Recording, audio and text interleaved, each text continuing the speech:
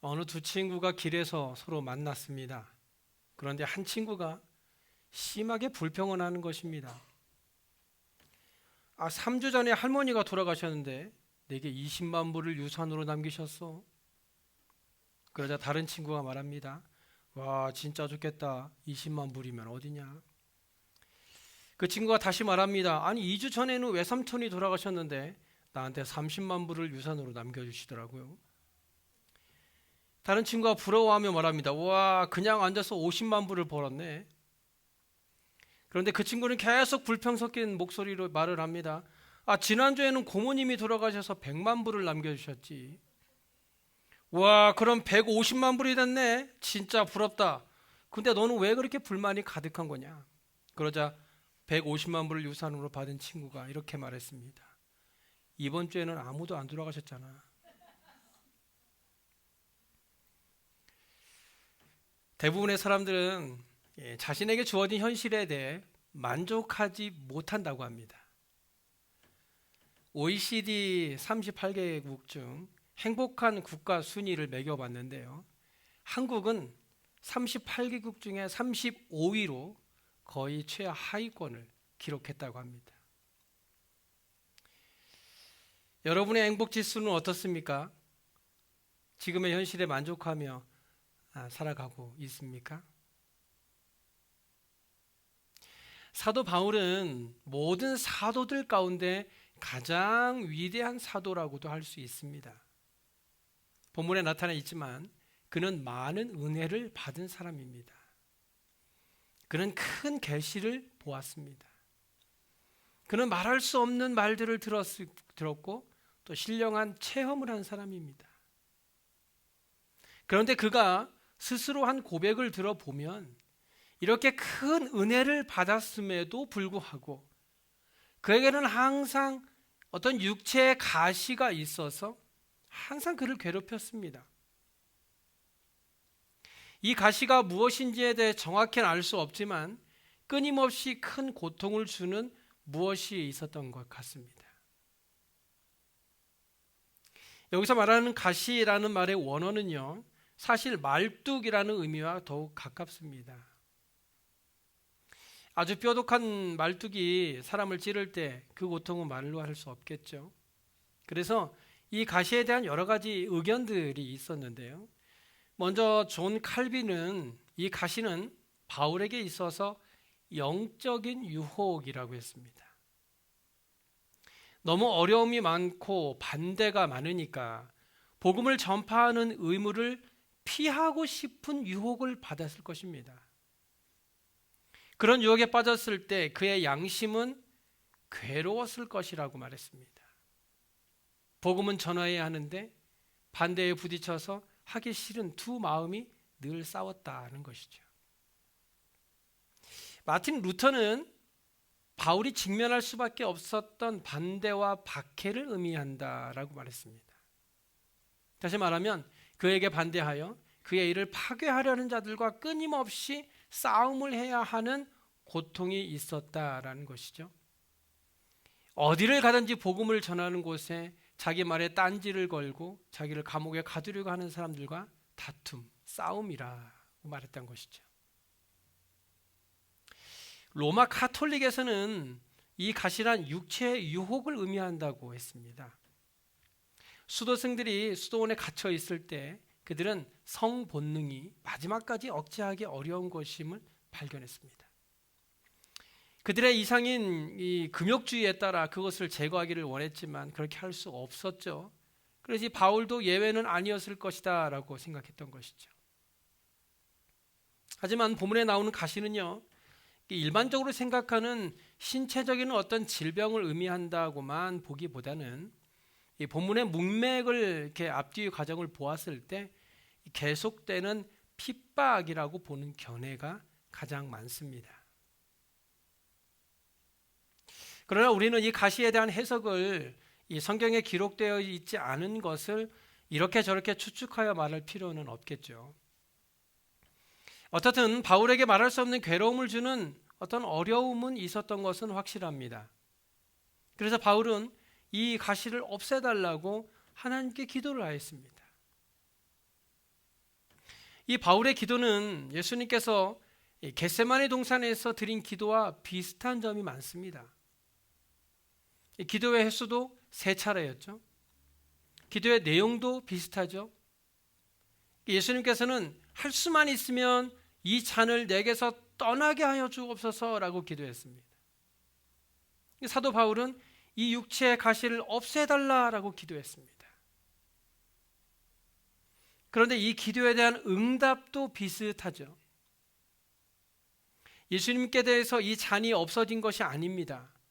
예수님은 고난의 잔을 마실 수밖에 없었습니다.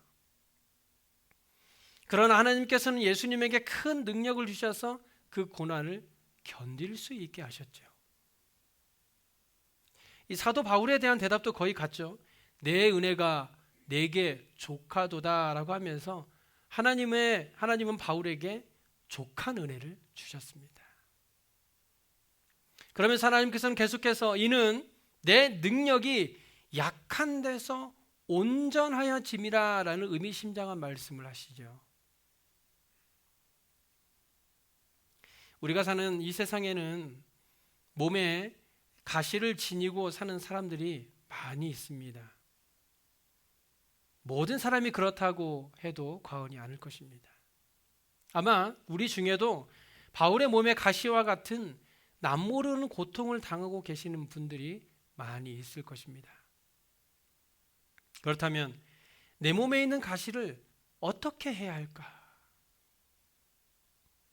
우리 안에서 끊임없이 우리를 괴롭히고 넘어지게 하는 가시를 어떻게 해결할 수 있을까?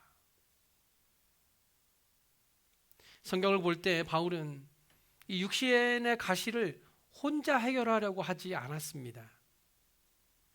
바울은 이 가시의 문제를 주님께 기도드렸습니다. 한 번 기도드린 것이 아니라 3번이나 드렸다고 하는 것을 볼 때 매우 간절하게 기도했던 것 같습니다. 내 살을 찌르고 나를 아프게 하는 가시가 내게 있으니 이것을 어떻게 하면 좋겠습니까? 하나님, 이 가시를 좀 없애주세요.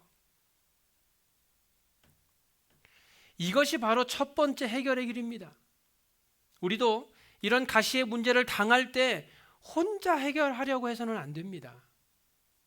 이 문제를 주님께 가지고 나와서 하나님 앞에 내어 놓아야 합니다. 어떤 이들은 이런 일들을 당할 때 기도하지 않고 혼자 근심하고 염려하며 고민합니다. 그러다가 점점 더 비관해지고 점점 더 약해지고 몸도 약해지고 일도 더 안 되고 나중에는 더 큰 고통을 받는 경우가 종종 있습니다. 이렇게 근심하고 걱정하는 생활을 계속하게 되면 이것 때문에 더 큰 병도 생길 수 있고 더 큰 실패가 올 수도 있는 것입니다. 이것이 너무 심하게 되면 정신에 이상이 생길 수도 있고 극도의 염세주의에 빠져 비관하게 되고 심지어는 자살을 하는 경우도 있는 것을 우리는 보게 됩니다. 결국 이 가시의 문제는 혼자 해결할 수 없습니다.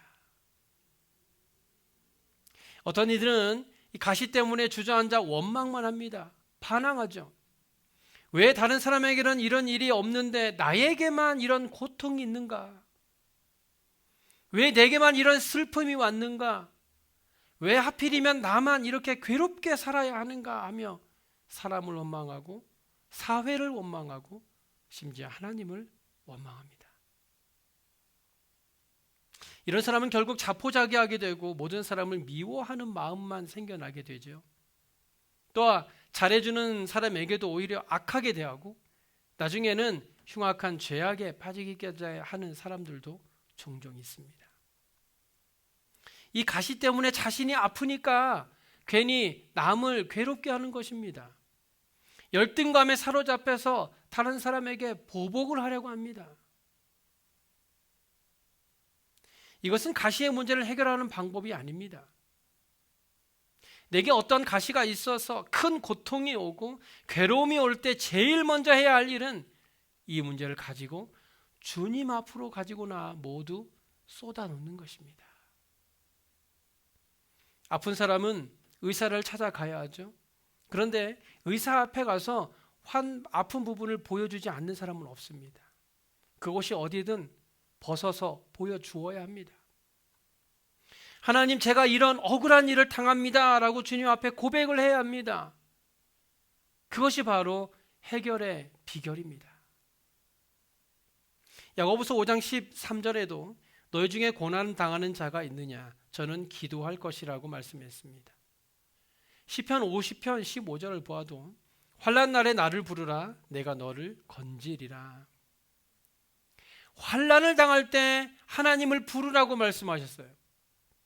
그렇게 하면 주님께서 응답하신다고 말씀하십니다. 그러니까 우리가 하나님을 부르짖을 때 우리의 상식과는 다른 방법으로 하나님께서 응답하신다고 해서 실망할 필요도 없습니다. 만약 하나님께서 우리가 원하는 대로 응답하지 않을 때 우리가 원하는 대로 기도 드린 대로 안 되는 경우 실망하는 것이 아니라 또한 그것을 통해서 하나님이 나에게 무엇을 원하시는가? 오늘 본문의 경우가 바로 그런 것입니다. 바울이 자신의 육신의 가시를 없애달라고 간절하게 3번씩이나 기도했는데 결국 그 가시는 없어지지 않았습니다. 그러면 이 기도는 하나님께서 응답해 주시지 않은 것일까요? 그렇지 않습니다. 그것 또한 하나님께서 응답하신 것입니다. 단지 하나님의 뜻대로 응답해 주신 것이죠.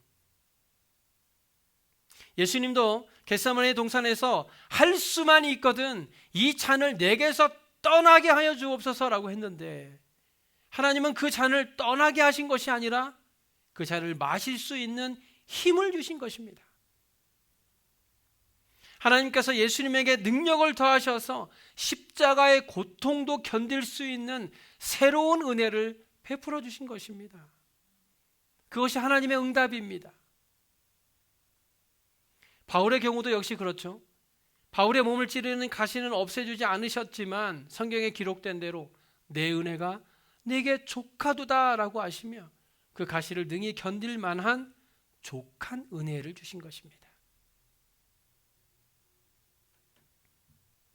예수 믿는 분이라면 대부분 찬송가 384장 나의 갈 길을 다 가도록 이라는 찬송은 다 좋아하실 것입니다.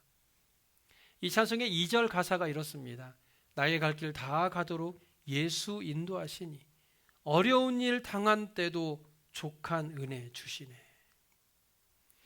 나의 갈 길 다 가도록 예수님이 인도하시니 어려운 일 당한 때도 족한 은혜 주시고 내가 심히 고단할지라도 나의 앞에 반석에서 샘물이 넘쳐나게 하시는 줄 믿으시기 바랍니다.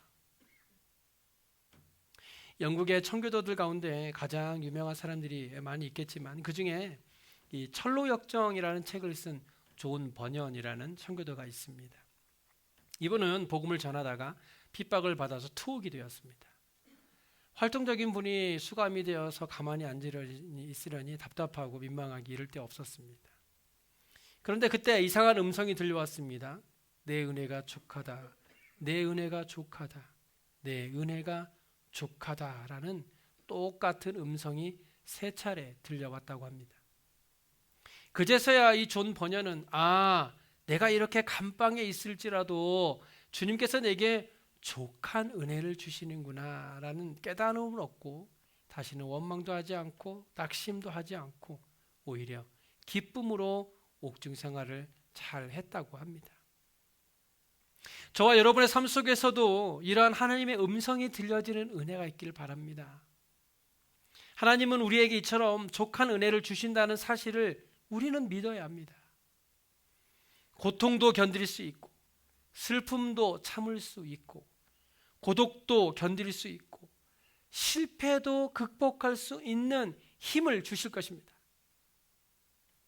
로마서 5장 3절과 4절에 보면 우리가 환난 중에도 즐거워하나니 이는 환난은 인내를, 인내는 연단을, 연단은 소망을 이루는 줄 안다라고 말씀했습니다.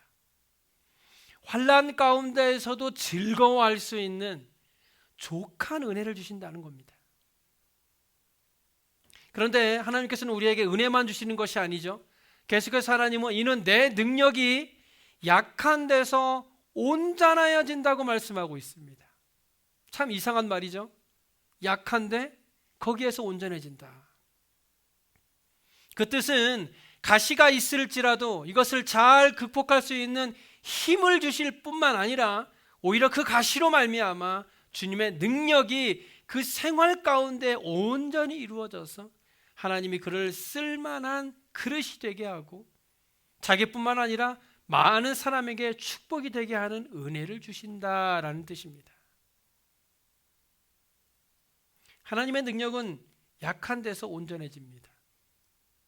여기 약한 데서라는 말은 인간을 두고 한 말입니다.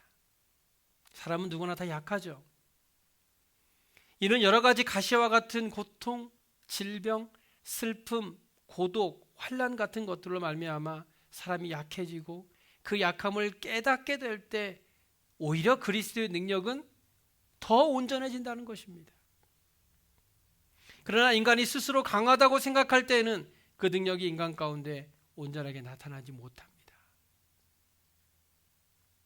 토기장이가 좋은 그릇을 만들기 위해서 이 흙이 부드럽고 연할 때 좋은 그릇을 만들 수가 있겠죠. 만약 흙이 딱딱하게 굳어 있다면 토기장이는 그 흙을 수없이 으깨어서 부드러운 흙으로 만들어 사용할 것입니다. 만약 토기장이가 흙을 으깨는데도 불구하고 그 흙이 깨어지지 않는다면 토기장이는 그 흙을 뒤뜰에 버리고 말 것입니다. 하나님의 능력이 약한 데서 온전하여진다는 것은 육체의 가시로 말미암아 우리 인간이 심령의 상처를 입을 때, 상한 갈대처럼 약해질 때 주님의 능력이 온전히 나타난다는 것입니다. 그 까닭은 고통의 가시로 말미암아 인간이 약하여질 때 하나님을 사모하게 되고 하나님을 찾게 되기 때문입니다. 참 아이러니한 것은 사람은 잘 될 때 하나님을 찾지 않는다는 거예요. 꼭 어떠한 힘든 일들이 주어질 때 하나님을 찾는다는 겁니다. 탕자가 어려움에 직면하게 되었을 때에야 아버지 집을 생각하게 되었습니다. 자신이 부유하고 건강할 때에는 오히려 아버지를 떠났습니다. 그러나 자신이 가장 약해질 때 그제서야 아버지께로 돌아오게 된 것입니다. 그리고 인간의 심령이 약해질 때는 자연히 그 마음이 겸손해집니다. 이사야 57장 15절에 지극히 존귀하며 영원히 거하시며 거룩하다 이름하는 이가 이와 같이 말씀하시되 내가 높고 거룩한 곳에 있으며 또한 통회하고 마음이 겸손한 자와 함께 있나니 이는 겸손한 자의 영을 소생시키며 통회하는 자의 마음을 소생시키려 함이라 라는 말씀이 있습니다. 이 겸손할 때 그 마음에 하나님의 영이 임하는 것입니다. 사도 바울은 이것을 체험한 것이죠. 그리고 사도 바울은 계속해서 나의 여러 가지 약한 것들에 대해서 자랑한다고 말합니다. 왜 사도 바울은 오히려 자신의 약한 것들에 대해서 자랑하고 있을까? 그것은 그리스도의 능력이 이런 때에 자신에게 머물기 때문입니다. 그러므로 본문 10절에 오히려 내가 그리스도를 위하여 약한 것들과 능력과 궁핍과 박해와 곤고를 기뻐한다는 것입니다. 왜일까요? 그것은 내가 약할 때 곧 강하게 되기 때문입니다. 우리 기독교 역사를 살펴보아도 이런 경우가 얼마나 많은지 모릅니다. 이 성 프란시스의 전기를 보면 그는 원래 부잣집 아들이었다고 합니다. 이 부족한 것을 모르고 자랐겠죠. 그러니 다른 부잣집 아들처럼 방탕한 생활을 했습니다. 그러다가 아주 큰 병에 걸렸는데 그는 이 중병에서 하나님을 만나게 됩니다. 그는 새 사람으로 변화가 된 것이죠. 그가 가장 약할 때 주의 능력이 나타나 방탕하던 청년이 성자로 변하게 된 것입니다. 우리 가운데 혹시 불치의병으로 고생하는 분이 계십니까? 혹은 숨도 쉬지 못할 만큼 마음이 답답하고 힘든 시간을 보내고 계시는 분들이 계십니까? 낙심하지 마시기 바랍니다. 그럴 때 오히려 전적으로 주님을 의지하고 그리스도에게 자신을 맡겨보시기 바랍니다. 약한 가운데서 주의 능력이 온전하여짐을 믿으시기 바랍니다. 그렇게 할 때 이런 가시와 같은 고통으로 인해 오히려 더 강해지며 더 큰 일을 이룰 수 있게 될 것입니다. 미국이 흑인 노예 문제로 남북 전쟁을 하게 되었고 결국 흑인 노예를 해방하게 되었습니다. 그런데 이 미국에서 흑인 노예 해방 운동을 일으킨 배후에는 유명한 책 한 권이 있었다고 합니다. 그 책은 톰 아저씨의 오두막집이라는 책입니다. 그 소설은 스토우라는 부인이 있었는데요. 이 부인의 아버지는 라이먼 리차드라고 하는 유명한 목사인데 오빠는 아버지보다 더 유명했던 헨리워드 리차드 목사라고 합니다. 그런데 이 부인은 어떻게 해서 이 책을 쓰게 되었는가 하면 이 부인이 결혼을 해서 단란한 가정을 가지게 되었습니다. 그리고 귀한 딸을 하나 낳았다고 합니다. 이 부인이 딸을 오랜만에 굉장히 어렵게 딸을 가지고 낳았는데 엄청 사랑했습니다. 그런데 딸이 잘 자라다가 갑자기 병에 들어 죽게 됩니다. 갑작스럽게 딸을 잃고 나니 세상을 모두 잃은 것 같았고 눈을 뜨나 감으나 딸 생각뿐이었습니다. 자기 마음이 그렇게 아픈 것을 생각하다가 이 세상에는 나와 같은 슬픔을 당하는 여자들이 얼마나 많을까라는 생각을 하게 되었다고 합니다. 그때 흑인 노예들의 형편을 보았습니다. 흑인 어머니는 딸이 죽지 않아도 다른 사람에게 딸이 팔려감으로 사방으로 가족이 흩어지는 생이별을 하는 것이었습니다. 이때 이 스토우 부인이 나는 내 딸이 죽어서 이렇게 슬픈데 살아서 자기 아들, 딸과 이별해야 하는 이 흑인 어머니들의 가슴은 얼마나 아프겠는가 하는 것을 생각하게 되어 그런 마음을 소설로 옮겼다고 합니다. 그 책이 출간되어 많은 사람들이 읽게 되었을 때에 그야말로 미국 사람의 양심을 찌르게 되었고 흑인 노예는 반드시 해방되어야 한다는 운동이 일어나게 되었다고 합니다. 약한 가운데에서 그리스도의 능력이 온전히 이루어져서 인류 해방과 자유의 큰 운동이 일어나게 되었던 것이죠. 내가 약한 그때에 곧 강함이니라. 이 말씀은 언뜻 들을 때 모순되는 듯합니다. 그러나 진리입니다. 이런 진리를 우리는 흔히 역설적 진리라고 합니다. 이 진리를 역설적으로 반대로 표현해서 그 뜻을 더욱 강조하는 방법이죠. 내가 약한 그때가 곧 가장 강한 때라는 것입니다. 이 말을 달리하면 내가 가장 강해질 수 있는 때는 내가 가장 약해졌다라고 느낄 때라는 것입니다. 인간은 약해질 때 겸손해집니다. 건강하던 사람이 중병에 들어 약해지면 겸손해질 수밖에 없겠죠. 권세 있던 사람이 그 권세가 없어지면 겸손해질 수밖에 없습니다. 돈 많던 사람이 사업의 실패로 돈이 없어지면 겸손해집니다. 인간은 약해질 때 그 생각은 오히려 깊어집니다. 인생의 문제를 탐구하게 됩니다. 모든 육체는 풀과 같고 그 영광은 꽃과 같습니다. 저는 코스모스를 참 좋아하는데요. 그래서 교회 앞에 코스모스 씨를 사다가 심었는데 코스모스가 필 때는 참 예쁘고 아름답습니다. 그런데 그렇게 예쁜 코스모스도 시절이 지나면 반드시 시든다는 것입니다.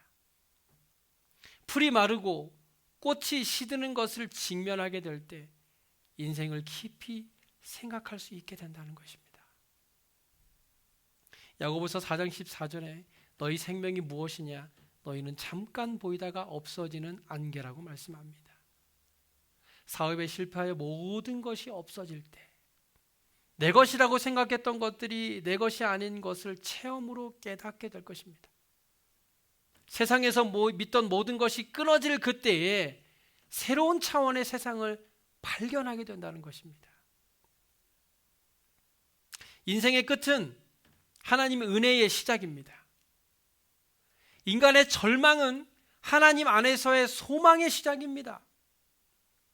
그러므로 인간이 약할 그때에 하나님을 믿고 의지하게 되며 새 소망과 새 힘을 얻게 되는 것입니다.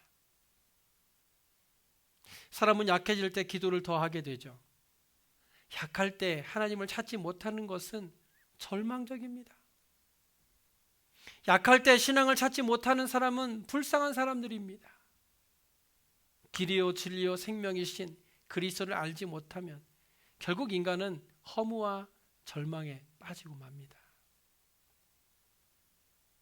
우리 사회에는 사업에 실패해서 자살하는 사람, 연애에 실패해서 자살하는 사람도 있고, 생활고로 자살하는 사람도 있고, 심지어 입시에 실패해서 시험 못 봤다고 자살하는 학생들도 있습니다.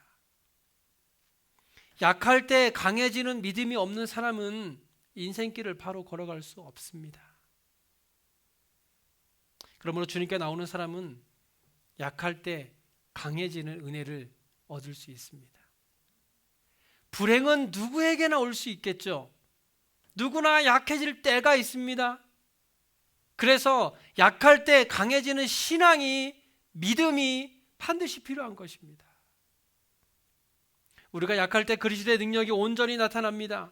저와 여러분 스스로가 나에게는 능력이 없으며 아무 힘이 없다고 고백할 때 하나님은 우리를 도와주실 것입니다. 그 모든 것들이 내 자신의 능력이 아닌 하나님의 능력으로 된 것임을 알리고, 그로 인해서 하나님께서 영광 받으시기 위해서 하나님은 우리가 약할 때 곧 강함이 되어 주실 것입니다.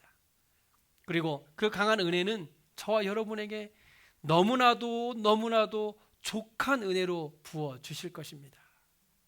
그러므로 내가 약하다고 생각되어질 때 낙심하지 말고 자포자기하지 말고 겸손히 나의 죄를 회개하고 하나님을 더욱 의지하며 기도하는 가운데 새 능력과 힘을 얻어서 사도 바울처럼 약한 것을 오히려 기뻐하며 감사할 수 있는 저와 여러분의 삶이 되시길 간절히 소원합니다. 기도하겠습니다.